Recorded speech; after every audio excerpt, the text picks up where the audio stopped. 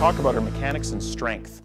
So in particular, I'm going to give you homework. I'm a professor. I'm allowed to give you homework. I know it's Sunday night.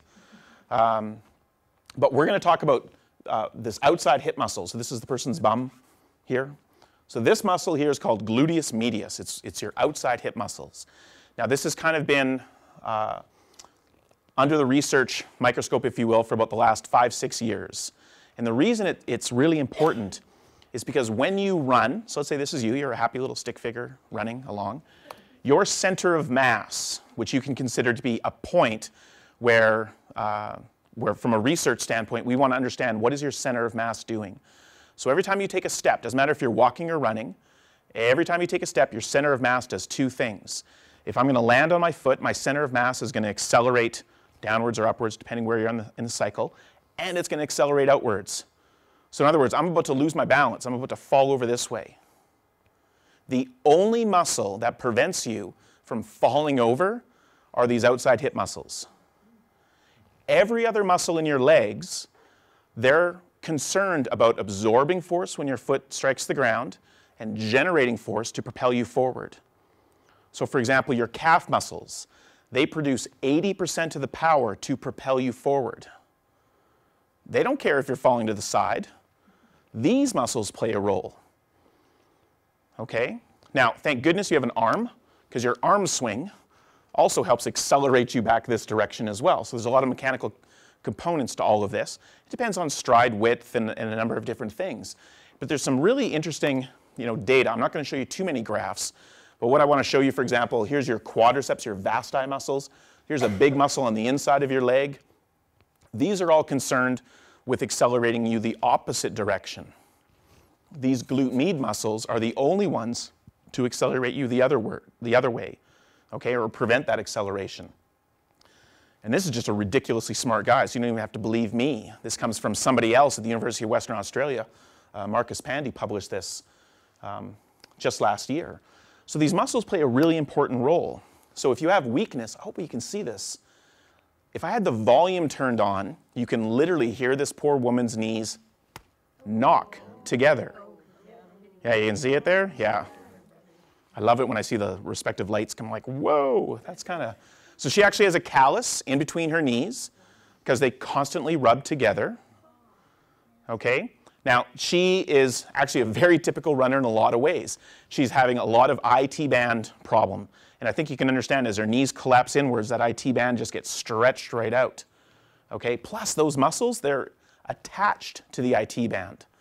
So they're and that's the second most common running injury. So when these muscles are strong, they actually reduce the overall loading within the IT band.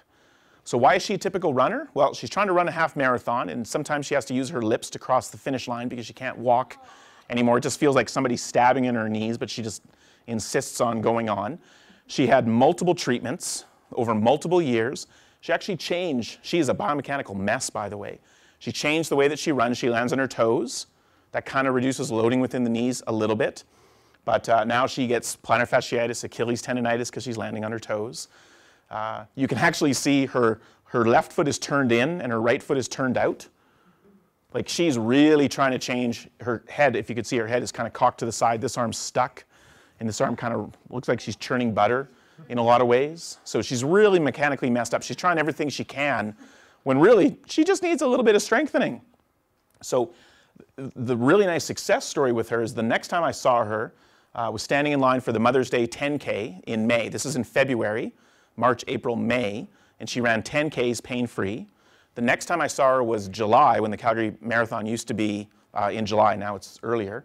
And she ran a half marathon, relatively pain-free, but this has been going on for years, so I'm not going to say that she was totally pain-free. But then I saw her a year later. She ran her first full marathon. And she's actually a professor now in veterinary medicine. So I get to see her all the time. You know what's really interesting? Her mechanics haven't changed all that much. She figured out her feet. I helped her with that a little bit. She certainly figured out her arm swing. She still has a bit of a collapse, and I'm going to show you why, but I'm going to talk about it in a very different way. Another very common pattern that people exhibit, these outside hip muscles, they also take care of twisting forces in the lower extremity. So you see when this person's running, see how their feet are pointed straight front to back? But when their foot comes off the ground, see how their heel whips inwards? So everybody pronates. Everybody's foot collapses inwards. It's a very normal thing. Your foot needs to collapse. It needs to unlock. You have to accommodate uneven surfaces. So pronation is a good thing. It's not a bad thing. When your foot pronates, your lower leg internally rotates and your upper leg internally rotates. That internal rotation is controlled by these outside hip muscles. Okay? So if these muscles aren't strong enough, there's a lot of internal rotation. Think about it like a spring that starts getting loaded. So that spring is loaded too much, and when your foot comes off the ground, it whips back outwards. So I also want to kind of turn you into like a dork like me, because I totally watch the way people walk and run all the time. You just walk behind someone, you can see, oh, you got a little bit of it, but like, whoa, what's going on with that left foot there? And you can even see that their left foot has more of a whip compared to their right. That heel comes further in. And every now and then they kick themselves. They kick their right leg with their left foot, because they're weaker on the left side. Therefore, everything collapses further in, springs get loaded, and that causes a lot of tissue tightness. And then when the foot comes off, so step by step, there's that spring's getting loaded too much. You just have to do 2 simple exercises to fix that in a lot of ways. How do I know it's only 2 simple exercises? Because we did a whole research study on it. So we had people do these 2 exercises with a piece of TheraBand. So TheraBand costs like $6, $8. You get it anywhere, all over the place. And they worked on this every day for 3 weeks. So this is bringing the legs straight out to the side, okay? And this one's bringing it back at a 45-degree angle.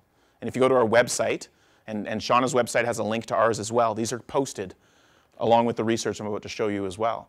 They worked their way up to 3 sets of 10. Over 4 days, and they did them every day. They were actually quite compliant. They did about 6.2 days out of 7. Because again, it's a research study. We have to keep track of all this stuff. So we really tried to isolate those muscles. And what we found was very interesting. So you can see there's clearly changes between these 2 graphs. This is how people ran before they started strengthening, and this is how they ran afterwards. So each red line is an individual step. So here's 10 steps of them on a treadmill, okay? So every step is very unpredictable. Their body has no idea where their knee's about to go. So one step, the knee might collapse inward, and then outward, and then inward again and out. And you can see that's actually a very typical pattern. The knee should stay relatively straight when it lands. There should be a little bit of motion. But look at these 3, like they landed, and then their knee collapsed out.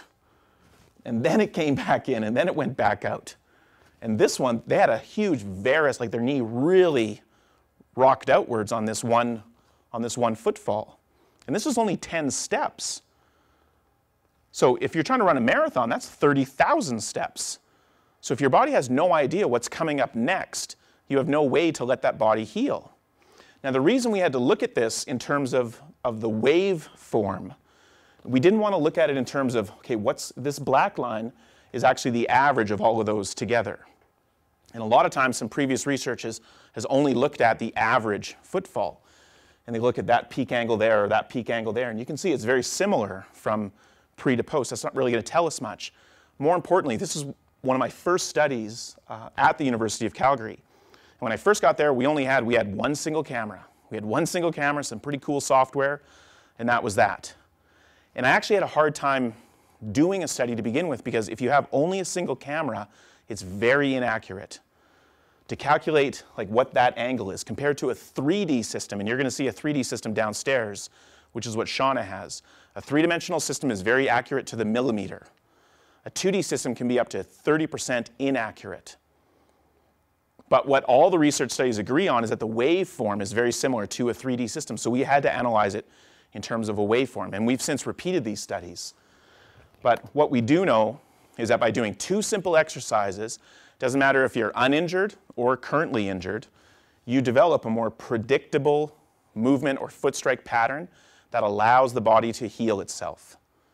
Okay, so even these 2 exercises are very powerful from an injury prediction standpoint. And I'm going to get into some really cool research that we're doing. So we've since repeated this with what is our 3D gait analysis system. So you're going to see a lovely demo here in a little bit. We put these clusters on the body, these little reflective markers, and we turn that person into a 3-dimensional stick figure. It's very accurate, again, down to the millimeter, and we can really accurately understand what's going on at the hip, knee, ankle, bilaterally. We map them in terms of creating a skeleton and measuring these relative motions one to the other. So this is the exact same technology in most every biomechanics lab worldwide. We've been working hard on this for 5 years. We're the first to be able to bring it out to the average physiotherapist, chiropractor, athletic therapist. So it's kind of a big leap forward in terms of the technology that we have and trying to get it out to Nelson, really.